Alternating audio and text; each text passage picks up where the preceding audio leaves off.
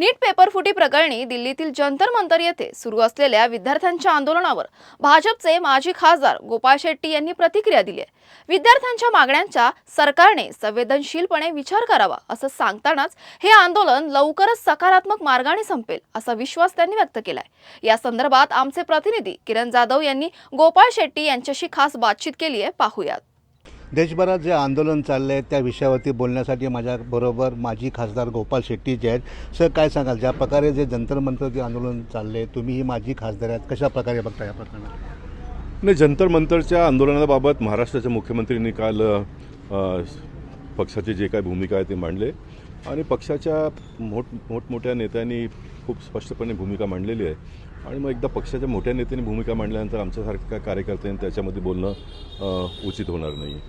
Sir, काय सांगा, एक प्रकारे आपण बघतो की आज शिवाजी पार्कमध्येही आपण पाहिलं की खूप सारे जे कॉलेजचे स्टुडंट्स आहेत त्यांना पोलीस जबरदस्तीने उचलून व्हॅनमध्ये टाकत होते, त्यांच्यावर एक वेगळा परिणाम होईल की नाही सर? नक्कीच पोलीस ज्या पद्धतीने मुलांना मारझोड करतात, सरकारला बदनाम करण्याचा प्रयत्न करत आहेत आणि पक्ष ह्याचा नक्कीच नोंद घेईल। पक्षाचे नेते आमचे खंबीर आहेत या सर्व गोष्टीला डील करण्यासाठी आणि संसद सत्रही सुरू आहे, तर विपक्षातल्या लोकांनी संसदेमध्ये आपलं जे काय म्हणणं आहे ते मांडून एक मेसेज द्यायला पाहिजे देशातल्या लोकांना।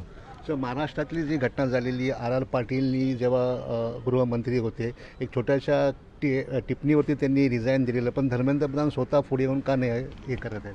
नाही, मी बोललो ना, ह्याच्या बाबतीत मोठ्या लोकांनीच निर्णय घ्यायचा असतो आणि एकदा महाराष्ट्राच्या मुख्यमंत्र्यांनी स्वतःचं मत मांडल्यानंतर मग बाकी कोणी बोलणं उचित होणार नाही। आपण हेच अपेक्षा करूया, लवकरात लवकर हे प्रकरण संपलं पाहिजे। मुलांना भारत देशात पुढे वाढण्यासाठी खूप संधी आहे। देशाचे पंतप्रधान झटत आहेत, त्यासाठी संपूर्ण भारतीय जनता पक्ष सर्व शालेय विद्यार्थ्यांच्या पाठीशी आम्ही आहोत। सर्व प्रकारच्या सुविधा उभ्या केल्या आहेत। धर्मेंद्र प्रधानांनी स्वतः सांगितलं की किती मेडिकलचे सीट वाढवले आहेत, ह्या सर्व मुलांच्या भवितव्यासाठीच होतं आहे आणि नक्कीच सरकार ह्याच्याबद्दल चांगला एक निर्णय करेल। मोदीजींच्यावरती विश्वास ठेवला पाहिजे आपण सर्वांनी मिळून। सर, ज्या प्रकारे आपण पाहतो की नीट आणि TET पेपर्समध्ये जे पेपर फुटी होत्या त्याबद्दल काही मुलांनी सुसाईड केलेलं आहे, आपण पाहिलंच असेल, काय सांगाल सर? पेपर फूट झाली, त्याच्यानंतर मोदीजींनी स्वतः हातात घेतला देशाच्या पंतप्रधानांनी, त्याच्यानंतर आपण लोकांनी पाहिलं संपूर्ण देशामध्ये नीटनाटपणे परीक्षा झालेली आहे आणि ती परंपरा आपण कायम राखू। तर युवा पिढीला तुम्ही काय आव्हान द्याल, त्यांनी कशा प्रकारे ह्या मोर्चाकडे बघितलं? कारण स्वतःहून मोर्चासाठी युवा पिढी समोर येते। नाही, मोर्चामध्ये सहभागी होण्याचा युवा पिढीला पुरा अधिकार आहे। लोकशाहीमध्ये ह्या सर्व गोष्टी घडत असतात, लोक करत असतात, परंतु ह्याच्यामध्ये नको ते गोष्टी लोक शिरून एक चांगल्या आंदोलनाला वेगळ्या पद्धतीने नेण्याचा प्रयत्न करतात। पोलिसांनी ज्या पद्धतीने मारझोड केला तेही चुकीचं आहे आणि पोलिसांवरती ज्या लोकांनी मारझोड केला तेही चुकीचं आहे आणि म्हणून जे लोक चुकीचं करतात त्याच्यावरती नक्कीच कारवाई करणं सरकारसुद्धा करेल।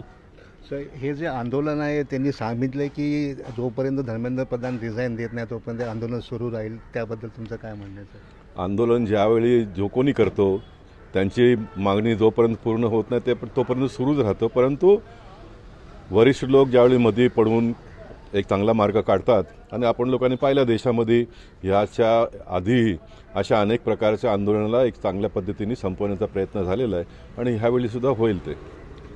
हे होते माजी खासदार गोपाळ शेट्टीजी। कॅमेरामॅन दत्ता प्रसाद सह किरण जाधव, आवाज इंडिया।